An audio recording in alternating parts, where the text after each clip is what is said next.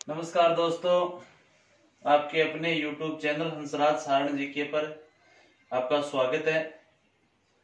दोस्तों, राजस्थान पुलिस के लिए अपन लोक देवता टॉपिक चला रखा था और उस लोक देवताओं के क्रम में हमने केवल लोक देवताओं का विभाजन किया था। आज हम एक लोक देवता का अध्ययन कर रहे हैं जिन्हें कहा जाता है प्लेग रक्षक देवता। कौन से देवता? प्लेग रक्षक देवता, जिन्हें कहते हैं लक्ष्मण का अवतार। किन का अवतार? लक्ष्मण का अवतार। और जिन्हें कहा जाता है हाड़ फाड़ के देवता। हाड़ फाड़ के देवता। जी दोस्तों, जिन्हें कहा जाता है ऊंटों के देवता। ऊंटों के देवता। अब तो समझ में आ गया होगा शायद। प्लेग रक्षक लक्ष्मण का अवतार, हाड़ फाड़ के देवता, ऊंटों के देवता, यानी हम अध्ययन कर रहे हैं पाबूजी राठौड़ का।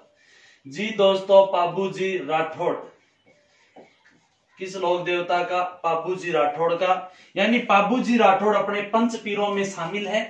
और हमने देवताओं का विभाजन किया था, जो वीडियो एक अपलोड कर रखा है। उनमें जो पंच पीरों में जिनमें सबसे पहले हम अध्ययन कर रहे हैं पाबूजी राठौड़ का। हालांकि उसमें तो विभाजन में पंचपीर अलग है, 3 रिश्तेदार हैं, 2 क्रांति के देवता हैं, 2 जाट देवता हैं, 2 गुजर देवता हैं, 1 वर्षा के देवता हैं, 1 सूर्य के देवता, 1 भूमि के देवता, 1 बाम्बी के देवता, 1 दोहरा वाले देवता है, 1 आदिवासियों के देवता है। उसके बाद में पनराज जी है, फत्ता जी, ऐसे करके 25 लोक देवता है जिनके हम नाम केवल 5 मिनट में याद और उम्र भर के लिए, ये नहीं कभी भी भूल नहीं पाओगे। यदि वो वीडियो देख लोगे तो अपने YouTube चैनल पर ही है, हंसराज सारण जीके सर्च मारना, उस पर मिल जाएगा। और वहां से हम जो पंचपीर जो देवता है उनमें से सबसे पहले अध्ययन कर रहे पाबूजी राठौड़ का, जिन्हें कहा जाता है प्लेग रक्षक देवता, लक्ष्मण का अवतार, हाड़ फाड़ के देवता, ऊंटों के देवता। किनको कहा जाता है? पाबूजी राठौड़ को। ये सारे की सारे पाबूजी राठौड़ के क्या है? उपनाम। जी दोस्तों, क्यों हाँ पाबूजी खटा हाथ देख लो, 2 मिनट की बात है बस जी। ये लो सा राजस्थान है, आपने सेट बन बैठे, थोड़ा सा बड्डो बनाना पड़ेगा। ये राजस्थान जी। राजस्थान में यूरे पड़े है एक मारवाड़ को क्षेत्र भी टेम में तो क्या करता, वर्तमान जोधपुर। जोधपुर में पड़े फड़ौदी तहसील पड़े है, और फड़ौदी में पड़े कोड़ूमंड। कुणसो जी कोड़ूमंड खड़ा पड़ा है फड़ौदी जोधपुर। और कोड़ूमंड में एक राठौड़ हुआ करता, और बाको नाम हो राठौड़ा को जी धांधल जी। के नाम हुआ करतो? धांधल जी।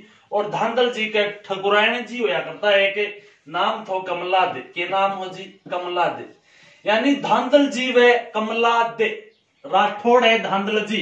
यानी पाबूजी के पिताजी का नाम धांधल जी है, माता का नाम ये नहीं कहेंगे कमला दे, थोड़ी सी खानी देखेंगे। धांधल जी व कमला दे दोनों के एक संतान है बुड्ढो जी। ऑलरेडी पहले से बुड्ढो जी हैं इनके।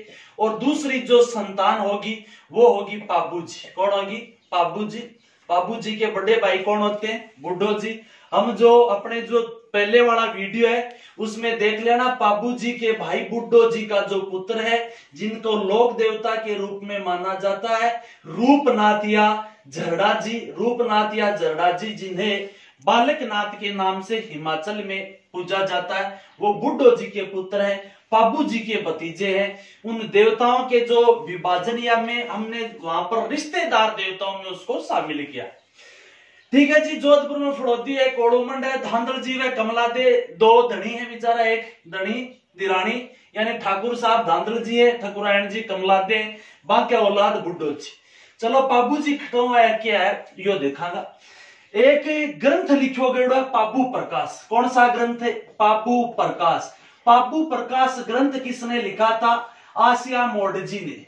आसिया मोडजी ने पाबू प्रकाश ग्रंथ लिखा था। और आसिया मोडजी ने इस पाबू प्रकाश ग्रंथ में पाबूजी महाराज के जीवन का या पाबूजी के इतिहास का बखान किया है। और पाबू प्रकाश यानी आसिया मोडजी के पाबू प्रकाश के अनुसार कोड़ूमंड के धांधल जी कहते हैं कि तालाब पर सुबह सुबह सूर्य पूजा के लिए वह नहाने के लिए जाते हैं। तालाब पर कौन जाए? धांधल जी जा रहा। उसी दौरान कहते हैं देवलोक से एक परियों का डोला आया था और उन परियों के डोले में जो एक परी थी वो परी धांधल जी को देखती है। धांधल जी उस परी को देखता है, परी को धांधल जी, दोनों के बीच प्रेम संबंध हो जाता है। ये मान्यता किसके अनुसार? पाबू प्रकाश के अनुसार है, कोई बकवास को नहीं है, समझ गया। आसिया मोड़जी के पाबू प्रकाश के अनुसार कि धांधल जी राठौड़ जो एक परियों का डोला आता है तालाब के किनारे, परी को देखकर मोहित हो जाते हैं, परी धांधल जी को देखकर मोहित हो जाती है और वो परियों का डोला चला जाता है। परी धांधल जी का चक्कर चक्कर में उड़े तालाब के किनारे मोहित होने।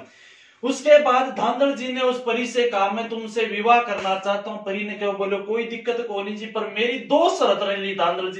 धांधल जी परी ने बोले बोलते ही दोनों शर्त नंबर 1 के तहत मैं तुम्हारे महल से अलग एक दूसरे महल में रहूंगी। बोलो ठीक है, महल बनवा देगा।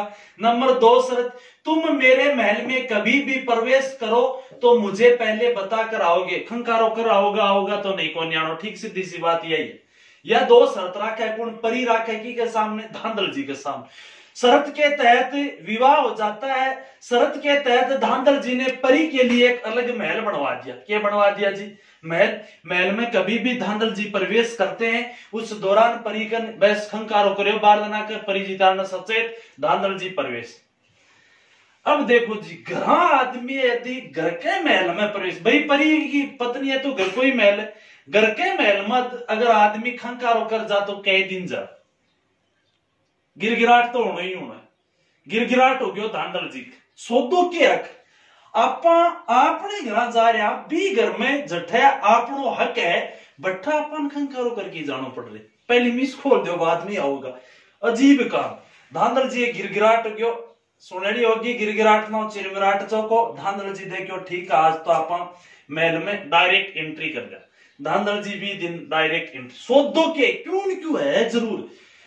कहते हैं जिस दौरान धांधल जी महल में बिन बताए प्रवेश करते हैं उस दौरान वो परी नहीं थी। परी एक बच्चे को दूध पिला रही है, परंतु परी का रूप शेरनी का रूप था और वो बच्चा बताया जाता है कौन? पाबूजी राठौड़। कौन होता है? पाबूजी राठौड़। बच्चा था पाबूजी राठौड़, शेरनी थी वो परी जो उस बच्चे को दूध पिला रही थी। पाबूजी आप शर्त के अनुसार आपने शर्त का पालन नहीं किया, हमारे बीच जो संधि थी उसका पालन नहीं किया, हम तुम्हारे पास नहीं रहने वाले। कौन कह रही है बात? शेरनी कह रही है, परी कह रही है और वो अपने देवलोक की तरफ बढ़ती है। कहते हैं उसी दौरान जो इनका पूरा किस्सा सुन रही थी वो कमलादे, इसलिए कमलादे को वो पुत्र सौंपती है। पुत्र कौन? पाबूजी। और कमलादे ने तो पाबूजी का लालन पालन किया था और जन्म देने वाली कौन थी? वो परी थी, शेरनी थी पाबू प्रकाश के अनुसार। जो ही परी देवलोक की तरह गमन करती है उस दौरान वो बच्चा कहते हैं पल्लू पकड़ा था। पल्लू तो पकड़ने में मां ही आग लगी। तो उस दौरान उसने कहा था कोई दिक्कत नहीं बेटा, मैं मेरे कौल के अनुसार, यानी तुम्हारे पिताजी या धांधल जी ने अपना कौल वचन नहीं निभाया इसलिए मैं जा रही हूं, परंतु कोई दिक्कत नहीं है, एक दिन इस धरती पर पुनः आकर मैं तेरे को पीठ पर जरूर बैठाऊंगी और मैं तेरे को वो बता दूंगी। यही बताया जाता है कि यही परी आगे चलकर गाजड़िया गांव की, कौन से गांव में? गाजड़िया गांव में देवल चारणी के घर जन्म लेती है। किसके घर? देवल चारणी के घर जन्म लेती है। देवल चारणी खटे की गाजड़िया गांव की आई परी इस धरती पर जन्म लेती है देवल चारणी के घर घोड़ी के रूप में और उस घोड़ी का नाम क्या था? केसरे कालवी। के नाम हो जी? केसरे कालवी। शरत के अनुसार बेटा कोई दिक्कत नहीं है, मैं जा जरूर रही हूं, परंतु एक दिन तुझे पुनः मैं मेरी पीठ पर बैठाऊंगी और वो पीठ पर बैठाने वाली केसर कालवी जो गाजड़िया गांव के देवल चारणी के पति का नाम था भीमदान चारण। क्या नाम था? भीमदान चारण। उनके घर जन्म लेती है कौन? केसर कालवी। और केसर कालवी किसका नाम था? पाबूजी की घोड़ी का नाम था। तो वास्तव में वो घोड़ी नहीं थी, बताया जाता है कि वो उनकी मां थी। इधर पाबूजी बड़े हो रहे हैं, धीरे धीरे पाबूजी का विवाह होने की तैयारी हो रही है, पाबूजी की सगाई हो रही है जी। खड़ा है। बाबू जी की सगाई हुई अमरकोट में, की जा हुई अमरकोट या अमराना पाकिस्तान, सगाई होगी सोडा के घरा की कह जात, कौन सी जात का, सोडा। सोडा की बात करा तो सुप्यार दे सूरजमल सोडो कुणो जी, सूरजमल सोडा के घरा आकी सगाई तय होगी। सगाई होगी, बारात चढ़ने वाली, बारात वाली टाइम बाबू जी देवल चारनी कन जाए, की कन जाए, देवल चारनी कन। बाबू जी कह रहे देवल चारनी बोले, देवल चारनी बोले ब्यावड़ो मंड गए, ब्यावड़ो बरात चढ़ली, 20 दिन मन घोड़ी चाहिए थारली, क्योंकि बाबू जी को सौपन में कहते हैं कि उसके सरकालवी ने दर्शन दिए थे कि मैं गाजनिया गांव में जन्म ले रही हूं। तो बाबू जी को ऑलरेडी पता था कि अपनी जो माता तुल्य जो परी थी न माँ, वो गाजनिया गांव में केसर कालवी। तो कहते हैं बाबू जी ने अपने विवाह के दौरान केसर कालवी की मांग की थी, किससे, देवल चारणी से, केसर कालवी। कहते इस दौरान देवल चारणी ने मना कर दिया था। क्यों मना कर दियो, केसर कालवी घोड़ी बाबू जी ने मांगी है, किससे मांगी, देवल चारनी से। इससे जस्ट पहले केसर कालवी घोड़ी को इस देवल चारनी से मांगने वाला एक और था, जिसका नाम है जिंदराव खिंची। हाँ जी दोस्तों, कौन है जिंदराव खिंची, जिंदराव खिंची है बाबू जी का बहनोई। खड़ा है, कौन है जी, बाबू जी का बहनोई है, जायल नागौर का है। खड़े को जिंदराव खिंची जी ही जायल नागौर का बाबू जी का बहनोई। जिंदराव खिंची इस केसर कालवी को देवल चारनी से पहले मांग चुके थे ये घोड़ी, परंतु केसर कालवी देने से मना कर देती, देवल चारनी ने मना कर दिया था इनको, इसलिए बाबू जी ने भी मना कर दिया, बोले मैं थाने कौन दे इसको, मैं थारे बहनोई ने भी मना कर चुकी हूँ, भाई तो मैं थाने दे दूं, थारा बहनोई जी जिंदराव खिंची में दंड स्वरूप आक्रमण कर दी। तो इसलिए कहते बाबू जी ने इसको वचन दिया था केसर कालवी को, यदि जिंदराव खिंची हिंसक मानो, यदि जिंदराव खिंची तेरे पर कोई आक्रमण करेगा या दंड स्वरूप देगा तो उस दंड का भागीदार मैं होऊंगा, मैं वो सुलझान आपका जो सुलझावा करूंगा, यानी प्रकार वचन दे। बारात चढ़ रही है बाबू जी की, केसर कालवी घोड़ी।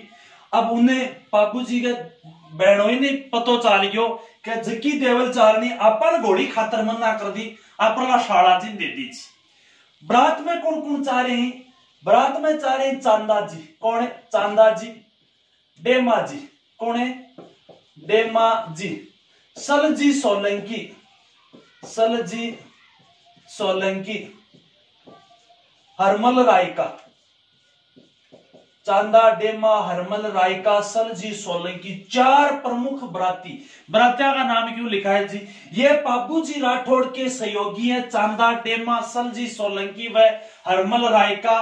बाबू जी की बारात फड़ौदी कोड़ोमंड से अमरकोट के लिए रवाना हो जाती है। पीछे से वहां जो ही बारात पहुंची, बारात पहुंचने के बाद में फेरा होना तय है, इसलिए बाबू जी फेरा बैठ रही। बाबू जी सुप्यार दे के संग, सुप्यार दे कौन थी, सुप्यार दे बाबू जी की पत्नी का नाम है। बाबू जी उधर फेरा बैठ गया जी, उनने पीछे के पीछे जिंदराव खिंची आक्रमण करेंगी पर देवल चारनी, और देवल चारनी की गायन ले गया कौन, जिंदराव खिंची। कहते हैं देवल चारनी भी अपने आप में एक शक्ति थी, एक देवत्व महिला होती है। देवल चारनी ने उसी दौरान सुगंध चिड़ी का रूप बनाया और सुगंध चिड़ी का रूप बनाकर सीधी अमरकोट सोडा के घर चली जाती है। उस दौरान कहते हैं जो ही केसर कालवी अपनी कौन, किसको, मालकन है केसर कालवी की, कौन, देवल चारनी। देवल चारनी को जो यहाँ पर है देखती है ये केसर कालवी, और केसर कालवी उछल कूद करती है यहाँ पे सोडा के घर। उस दौरान उनकी भाषा को समझने वाला जो चांदा था, और चांदा ने बाबू जी को बताया कि हम घोड़ी जो केसर कालवी जिस देवल चारनी से लाए हैं, वो देवल चारनी हमारे सोडा के घर वहां पर कूक रही है, और उसी कारण हमारी जो केसर कालवी उछल कूद कर रही है। यानी 100 बातों की बात एक है, देवल चारनी संकट में है, देवल चारनी की गाय तेरला बहनोई जी ले गया, पक्का है जिंदराव खिंची। बाबू जी के कहते इस दौरान 3 फेरे हुए थे, जो ही चौथा फेरा शुरू होता है बाबू जी ने बीच में ही बांट दिया था पल्ले को, और वहां से बाबू जी रवाना हो जाते हैं देवल चारनी की गाय छुड़ाने के लिए। देवल चारनी की गाय छुड़ाने के लिए रवाना हो जाते हैं। एक नाम आता डेंचू, डेंचू गांव का युद्ध। डेंचू गांव का युद्ध किन किन के बीच हुआ? पाबूजी राठौड़ व जिंदराव खिंची के बीच। पाबूजी के सहयोगी युद्ध में चांदा डेमा, असलजी सोलंकी, हरमल रायका।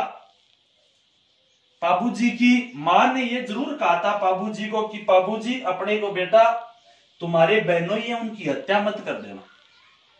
कहते हैं इस दौरान पाबूजी ने इसे जिंदराव जो खिंची थे, जिंदराव खिंची को दंड स्वरूप केवल नत पहनाई थी, परंतु धोखे से युद्ध मैदान में बाहर निकलते ही जिंदराव ने धोखे से पाबूजी महाराज की गर्दन काट दी थी और पाबूजी गायों की रक्षा के लिए वीर गति को प्राप्त हो जाते हैं।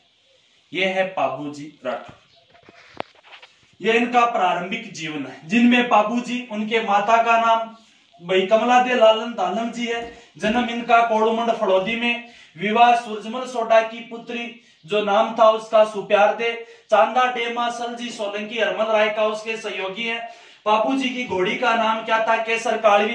केसर कालवी मूल रूप से घोड़ी किसकी थी? देवल चारनी। देवल चारनी भीमदान चारण की पत्नी है, गाजनिया गांव की है। जिंदराव खिंची ने बाबूजी के विरुद्ध कौन सा युद्ध किया था? डेंचू गांव का युद्ध। और डेंचू गांव के युद्ध में बाबूजी है वीर गति को प्राप्त होते हैं और इसी डेंचू गांव में बाबूजी की समाधि बनी हुई है।